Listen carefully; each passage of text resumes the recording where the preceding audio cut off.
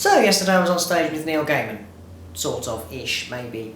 Basically, he was where I work at the Guildhall in Portsmouth, and he was doing a book signing and a talk on stage, and I just sort of went, oh, by the way, we have a Dalek, you know, does he want it on stage? And then the marketing person here sort of forwarded it to his people, who then replied to both her and myself saying, yeah, okay, let's bring the Dalek on. So what we did is we got the Dalek downstairs, and James and Phil and Ben, also known as the Grat Man, also just wandered out with this Dalek, pushing out to a big round of applause, and they posed it and made it look in a nice thing, and it just stayed there throughout the whole show, sort of shadowing Neil Gaiman and the guy who was sort of interviewing him. And then right at the end, well, this happened. So what we're going to do, I will pick out rows and two at a time. When your row's called, if you can make your way through over to the bookshop and that area over there, where Neil will be signing shortly.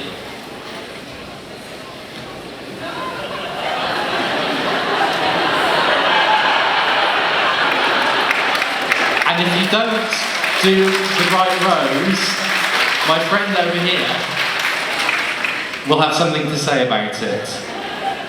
Yes.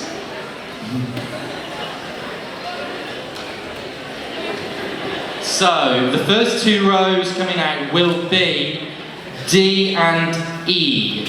Rows D and E. Sorry?